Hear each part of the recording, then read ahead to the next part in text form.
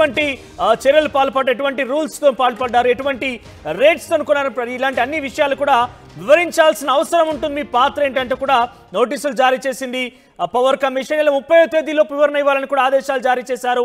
ఇదొక big shock అని చెప్పాలి. బీఆర్ఎస్ పార్టీ ఇప్పటికే పార్లమెంట్ ఎన్నికల్లో కుప్పకూలిపోయిన పరిస్థితి కనిపించింది. అయితే ఇప్పటికే ఆ యొక్క ఆవేదనతో ఉన్నటువంటి నేపథ్యంలో బీఆర్ఎస్ పార్టీకి ఒక బిగ్ షాక్ అని చెప్పాలి. మాజీ ముఖ్యమంత్రికి పవర్ కమిషన్ నుంచి నోటీసులు జారీ అవ్వడం, దాంట్లో ఛత్తీస్గఢ్ నుంచి పవర్ కొనుగోలు అంశంలో తమ పాత్ర వివరించాలంటే కూడా ఆ కమిషన్ ఇచ్చిన నోటీసులో ఉండడం కూడా అందరినీ ఒక్కసారిగా షాక్ గురి చేసింది. ఈ నెల 30వ తేదీలోపు కూడా దీనికి వివరణ ఇవ్వాలంటే కూడా ఇప్పటికే ఆ నోటీసులో పొందుపరిచి ఉంది. కానీ పవర్ కమిషన్కి కేసీఆర్ కూడా ఆ నోటీసులకు సంబంధించి స్పందించారు. కూడా ఈ నెల 30 వరకు తాను ఎటువంటి విచారణ కావాలంటూ కూడా కేసీఆర్ చెప్పిన పరిస్థితి. సో ఇప్పటికే అసెంబ్లీ ఎన్నికల్లో కేసీఆర్ ప్రభుత్వం కూలిపోయిన దాని స్థానంలో కాంగ్రెస్ పార్టీ ఇక్కడ ప్రభుత్వం ఏర్పాటు చేసింది.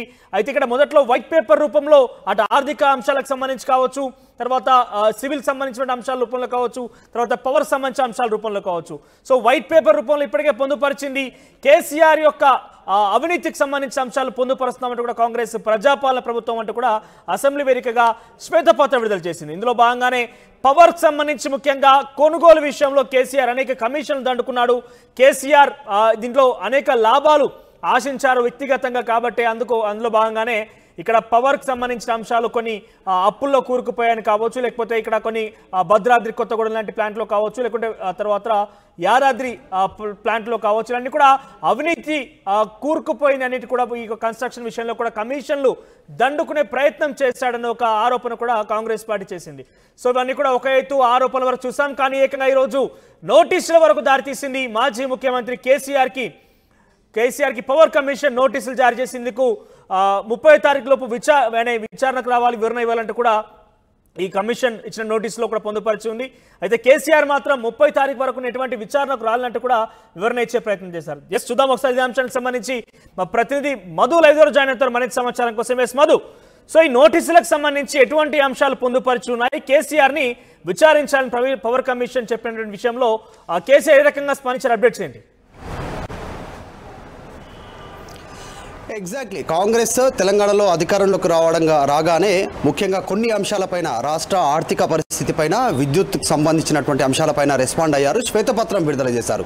అప్పుడున్నటువంటి రాష్ట్ర ఆర్థిక పరిస్థితితో పాటు ముఖ్యంగా విద్యుత్ పైన ప్రత్యేకంగా దృష్టి పెట్టారు. ఎందుకంటే ఎన్నికల సమయంలో కాంగ్రెస్ పార్టీని ఎక్కువగా టార్గెట్ చేస్తూ బీఆర్ఎస్ పార్టీ చేసినటువంటి అప్పుడున్నటువంటి అధికార పార్టీ బీఆర్ఎస్, కాంగ్రెస్ వస్తే రాష్ట్రం అంధకారం అవుతుంది, కాంగ్రెస్ వస్తే చీకట్లు కమ్ముకొస్తాయి అనేటువంటి ఎక్కువ ప్రచారం చేసినటువంటి విషయం మనందరికీ తెలిసిందే. సో ఈ అంశం పైన ముఖ్యమంత్రి అయిన తర్వాత రేవంత్ రెడ్డి ప్రత్యేకంగా దృష్టి పెట్టారు. ఎందుకు పదే కరెంటు పైన బీఆర్ఎస్ పార్టీ శ్రేణులు దృష్టి పెడతా ఉన్నాయి, స్టేట్మెంట్ చేస్తూ ఉన్నాయి అనేటువంటిది విద్యుత్ అధికారులతో, ఆ డిపార్ట్మెంట్కి సంబంధించినటువంటి అన్ని విభాగాల అధికారులతో ఆయన భేటీ అయిన తర్వాత భారీగా అప్పుల కుప్పగా మారిపోయింది రాష్ట్రం. దాంతోపాటు ముఖ్యంగా విద్యుత్ సంబంధించినటువంటి అంశాల్లో భారీగా బకాయిలు ఉన్నాయి.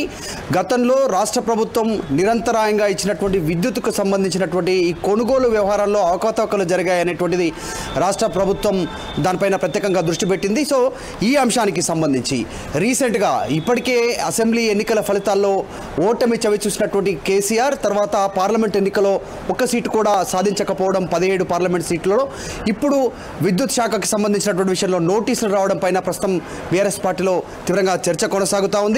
మొత్తానికి ఈ అంశం పైన త్వరలోనే దీనిపైన 30 అంటే ఈ నెల 30 లోపు వివరణ ఇవ్వాలంటూ నరసింహారెడ్డి కేసీఆర్కు జస్టిస్ నరసింహారెడ్డి నోటీసు ఇస్తే జూలైకి సంబంధించినటువంటి 30 వరకు, అంటే ఇంకొక నెల, ఇది ఆల్రెడీ జూలై 30 వరకు గడువు కోరారు. అప్పటి వరకు సమయం ఇవ్వాలంటూ ఈ విద్యుత్ కొనుగోలుకు సంబంధించి ఛత్తీస్గఢ్ పక్కనే బార్డర్ రాష్ట్రం మన తెలంగాణకి.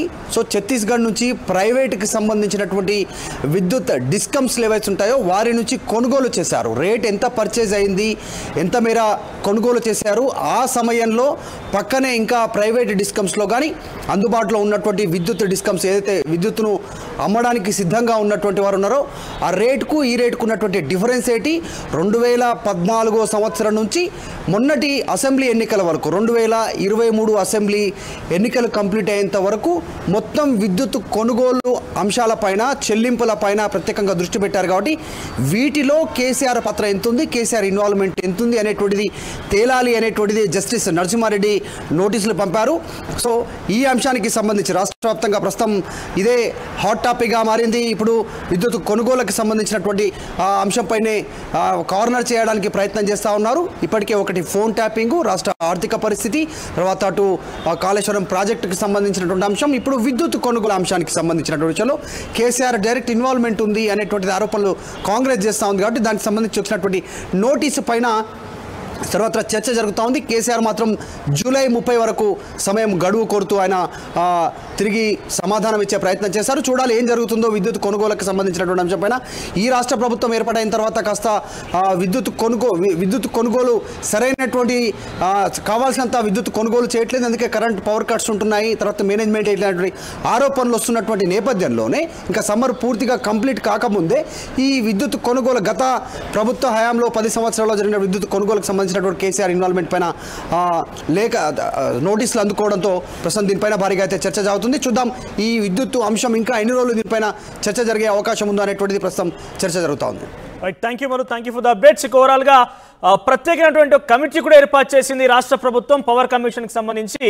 అంటే ఓవరాల్ గా గతంలో ఛత్తీస్గఢ్ కి సంబంధించిన విద్యుత్ కొనుగోలు అంశంలో అవినీతి జరిగిందనే ఒక విషయంలో పెద్ద ఎత్తున కాంగ్రెస్ ప్రభుత్వం ఆరోపణలు చేసింది. దీంతో పాటుగా వాళ్ళు ప్రభుత్వంలోకి రాగానే మొట్టమొదటిసారిగా వాళ్ళు మొదటగా ఆర్థిక పరమైనటువంటి అంశాల విషయంలో శ్వేతపత్రం విడుదల చేశారు. ఆ తర్వాత అటు నీటిపారుదల రంగానికి సంబంధించి కూడా వాళ్ళు శ్వేతపత్రం విడుదల చేశారు. తర్వాత ప్రజెంట్ విద్యుత్ సంబంధించిన అంశం చూస్తున్నాం. విద్యుత్ సంబంధించిన అంశం కూడా వాళ్ళు మొదటి అసెంబ్లీలోనే శ్వేతపత్రం విడుదల చేశారు. సో ఇవన్నీ కూడా ఒకదాని వెంట ఒకటి కేసీఆర్కి చిక్కుముడులాగా, అంటే ఒక రకంగా ఎఫ్ఐలోగా విచారణ ఆయన దీనికి సంబంధించి ఛత్తీస్గఢ్ నుంచి విద్యుత్ కొనుగోలు అంశం మీద మీ పాత్ర ఏంటి, ఏ రకం కొనుగోలు చేశారో అన్ని విషయాలు కూడా తెలియజేయాలంటూ కూడా కమిషన్ ఇచ్చిన నోటీసులో పొందుపరిచి ఉంది. అయితే దీనికి సంబంధించి ప్రస్తుతం నరసింహారెడ్డి ఆయన ఈ యొక్క పవర్ కమిషన్ చైర్మన్గా వ్యవహరిస్తున్నారు. కమిటీకి ఆయన కీలక పాత్ర పోషిస్తున్నారు.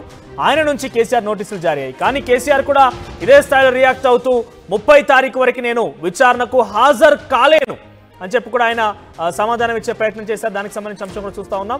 సో వరుసగా బీఆర్ఎస్ పార్టీకి ఎదురు దెబ్బ తగులుతుందని చెప్పాలి. ఇప్పటికే అసెంబ్లీ ఎన్నికల్లో ప్రభుత్వాన్ని కోల్పోవడం కావచ్చు,